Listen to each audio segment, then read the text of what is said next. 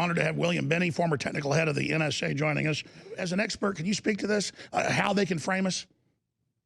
Well, there's several ways they could do it. One is to make closed circuit or closed session affidavits into courts and so on, like they do in our case. They classify affidavits or sworn affidavits that they submit to get warrants and things like that. But they can also do it to just like, for example, give you a black mark and modify commercial ratings that you have or access that you have commercially, like, use of, they could they have such influence over these companies.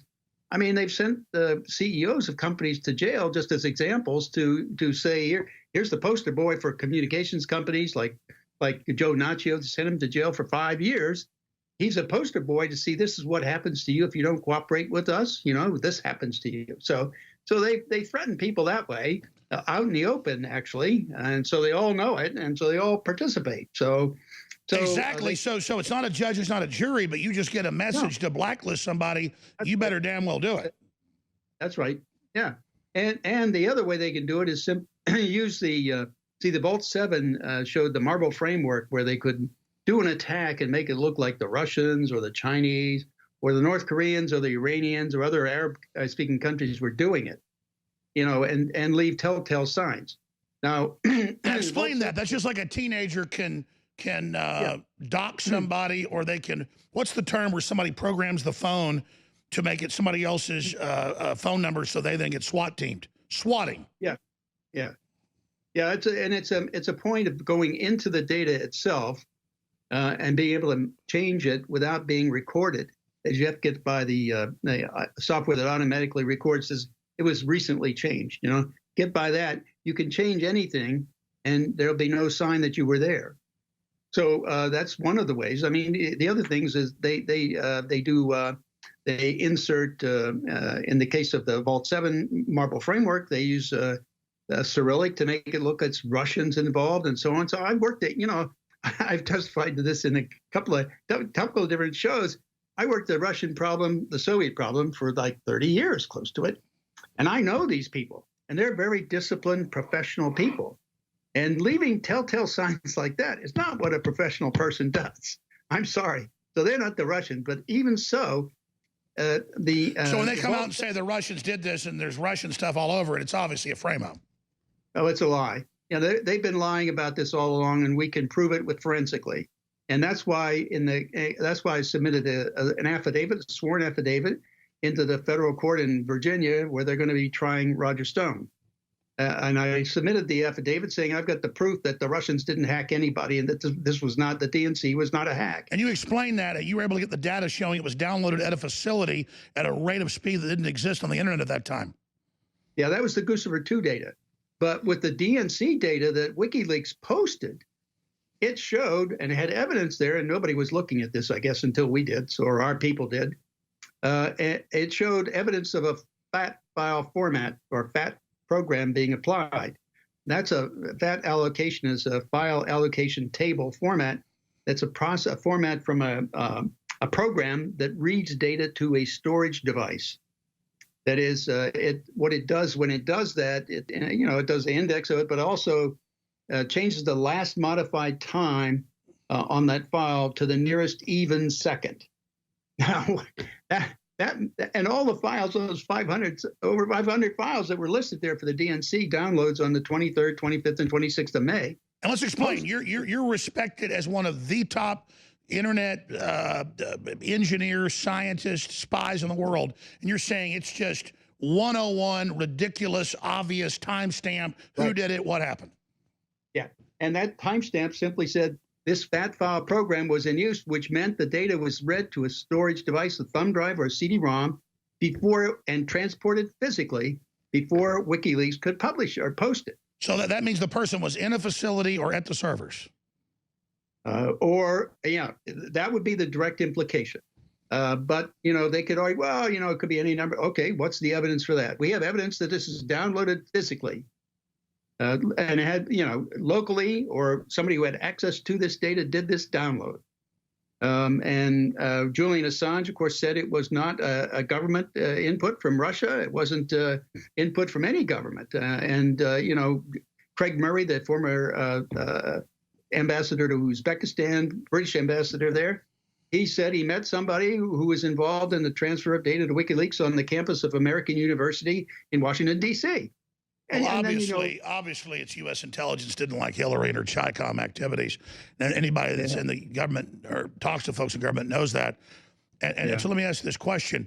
Gut level, how's this civil war between deep state and the nationalist and Trump going? I mean, if you had to call the football game right now, Dr. Binney, what would you say? I say we still have a chance to win. It's going to be dependent. I mean, President Trump needs some assistance in that office to help him do the right thing. And I think that's one of the reasons he hired Barr. Now, Barr, if I recall correctly, was involved in the Department of Justice back in the Bush or the Bush Iran-Contra, Herbert Walker Bush. Yeah. Also George W. I think. Yes. Because he was back when they bulk spying on everybody first started. Now, whether or not he was involved, I don't know. But if he was, you know, that could be a reason for him to help cover up. My word is he's the establishment trying to protect the establishment from a civil war. And he's like, leave Trump alone. Let's work with him. This is crazy. Yeah. So, no, my intel is he's establishment, but he's playing 10 moves ahead and knows if they cause this civil war to remove Trump, they are going to be the losers, but the left won't listen. Yeah, but I just want to make sure that he actually does that. I mean, after all, if you have a problem like we do with our government, right, and the administration of the government, so if we have that problem, we have to face it, and otherwise we will never fix it. If you can't face a problem, you can't fix it. No, I agree. We've got a bunch of rogue people, unelected, and when the president tells them to declassify something, they don't even do it. That is so fundamentally dangerous. It just smells like disaster to me. Yeah, to me it is too. I mean, the point when I designed a system to manage information that came from all kinds of sources from all over the world, I did it in such a way that it respected people's privacy and also only pulled in relevant data, so we didn't burden our analysts with irrelevancies, and also protected identities of individuals as a part of that process. And also had an auditing program that managed to monitor everybody coming into the network, looking at data, what they did, where they went, you know, what they were doing with the data, and we could pick out if people were using it improperly or illegally. We could pick that out as they did it. Oh, that's a key point you made on the show like 5 years ago. They took the internal surveillance out so that anyone can use it, which lets then outsiders come in and penetrate it so that they could criminally use it to surveil and break the law. They remove the surveillance, as you said years ago. Describe that. What's the technical term where they made it where you don't see even outside intruders into the system? Well, it went like this. They removed the filtering process that got rid of irrelevant data because they wanted everything. And then they took in everything. And then we got rid of all the protections under the encryption of attributes that would identify people. They got rid of that because they wanted to know who everybody was on all the data that they were capturing. But in the end, they wanted to get rid of the auditing program so no one could know what they're doing with the data. That's exactly the point you're getting at, the criminal use of it for spying on people like President Trump or a candidate Trump or just general citizen Trump. That's what they were doing. That's what they're doing with anybody who has any influence and so on. And that's why they removed those things. But as a part of that, you know, that's why Edward Snowden could take all the data he did, and they don't even know how much he took. And let's slow down and explain that. So they could commit criminal actions. Yep.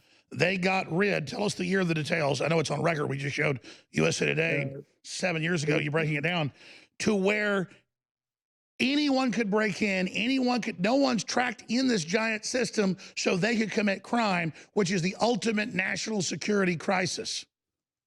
Yeah, basically it's a way of keeping everybody out of sight.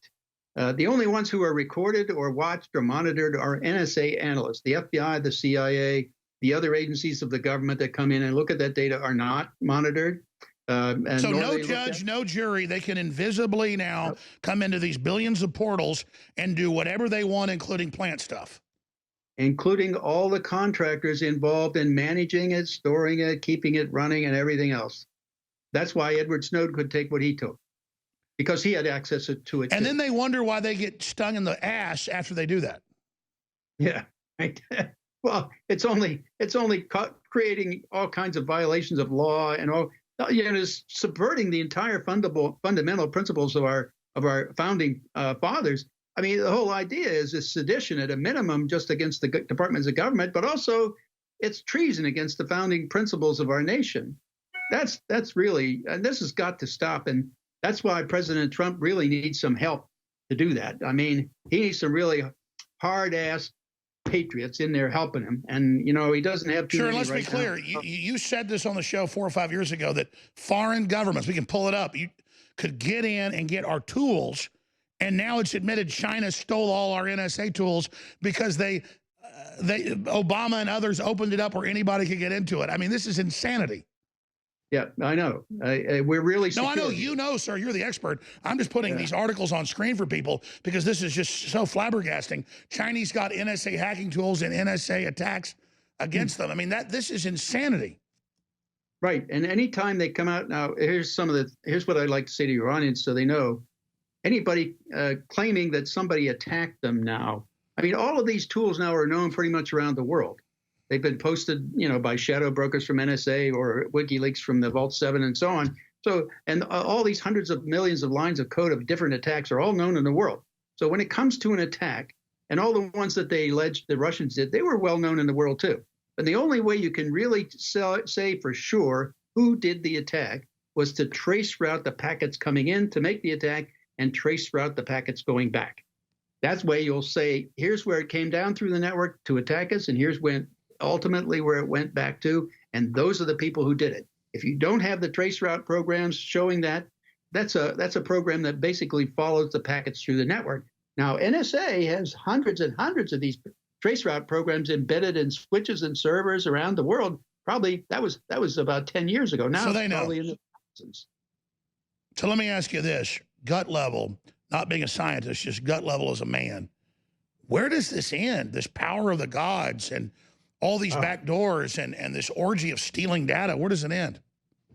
It's getting even worse, Alex. I mean, look at now we're moving to the Internet of Things. That's just more opportunity to see different aspects of your life.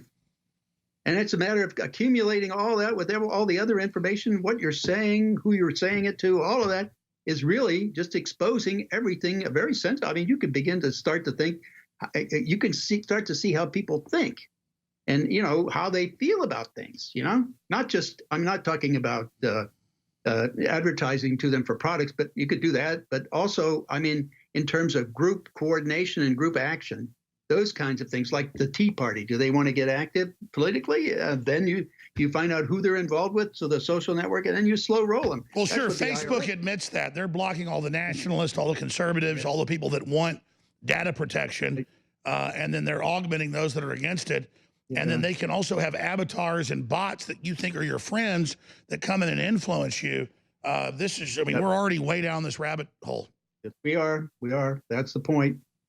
I mean, unless we really get radical with this and start, I would say, breaking these companies up, causing competition between them, just to make changing the environment. And that's a good start, because, in fact, Trump is talking about antitrust action. You think that's a good idea?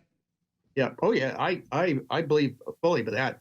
I mean, because these people are doing things behind closed doors again, just like our secret government does. The shadow government, those people. They're acting just like that. Just like that.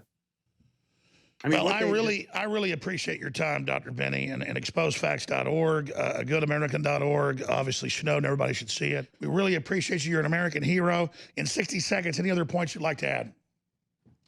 Just that now they're using all of this to subvert our entire judicial system. So they're really destroying our democracy, and we've got to stop this. I mean, it's all being done basically behind secret closed doors. So we need to stand up and fight this as best we can. And I'm certainly ready to help the president in any way I can. Well, William Binney, please join us again soon. I know you're doing a lot of interviews, and again, Godspeed, and have a great week coming up. Thank you so much. Thank you, Alex. Please thank him, crew. He's a great guy.